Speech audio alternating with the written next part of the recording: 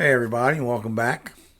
Uh, I grew up in a little suburb of the major city here in Central Florida, Orlando. And at the time, in the 50s and 60s, it was a quiet little town here. This was pre Disney. It was a citrus town, dairy town. Wasn't that much going on. And we lived in a community that was served by its own little downtown. We had our own main street, if you want to call it that, with all the basic businesses that you needed, the grocery store, the drugstore that had the little diner in it. Oh man, that was so cool. The little diner, you get some great malts and stuff there. Excuse me. Had everything you needed. And we had the local schools, elementary, junior high, high school, right there in the neighborhood. So you grew up with all the same kids, all the same families for the most part. And we all spent our lives from the time we started school up until the time we went to college, pretty much interacting with each other on a daily basis, both in school and socially outside of school. And so I ended up making a group of friends that are still with me to this very day. They're particularly, like six of us. And that's an amazing thing. I mean, a lot of people don't have that, I don't think. I can still call these guys. We still talk to each other. They're still, around. The furthest one is in Tampa, another one up in Mount Doraway. So, we do get together every now and again, just to see each other face to face, and have at it. And we did a lot of stuff together, shared a lot of love and a lot of time together during the course of our childhood. And that was a wonderful, wonderful thing. But I have to say that we were insulated. We were in a community that was pretty much insulated from what the rest of the world was going through at that time, because we were young. The civil rights movement, the Korean War, the Vietnam War, all that stuff was happening.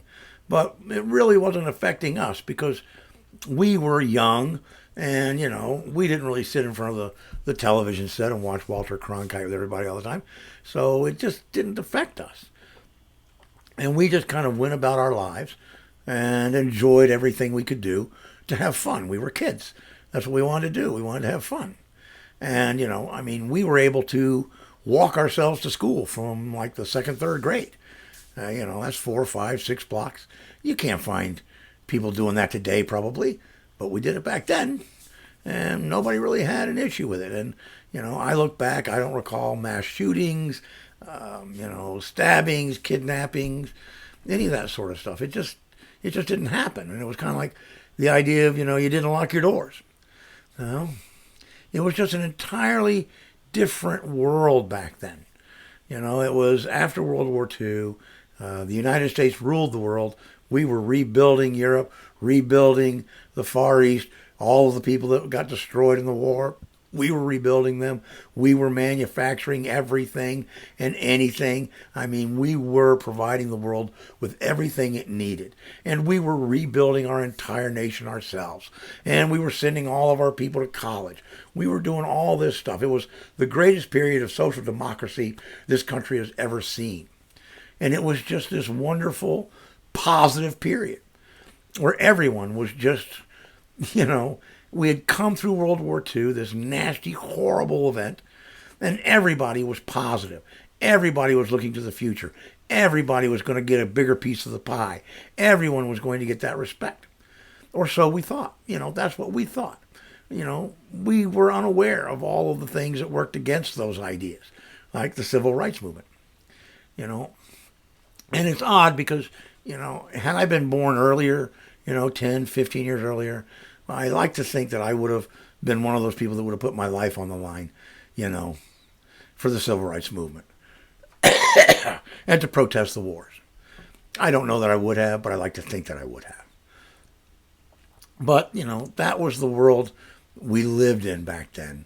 And it was just, so different from the world we live in today. And when I see people who, sometimes I want to go back, I want to go back. Yeah, it would be lovely to go back. It truly, truly would. But those days are gone. And they're never coming back because, the world is always changing, always progressing, always evolving. You can't go back. You just never can go back. But I will remember those days fondly and be very thankful because it gave me a wonderful, wonderful period in which to blossom as a child and to experience the world and all the friends around me and all the great things in the world. I mean, I cannot tell you the blissful feeling I get inside when I think about a big, heavy downpour on a Sunday afternoon and the puddles it created when my street was a dirt street and I could run out into that puddle and stomp around in that mud hole and just have a ball. Those were wonderful, wonderful days. As crazy as that sounds, they were wonderful, wonderful days. I miss them. But I remember them.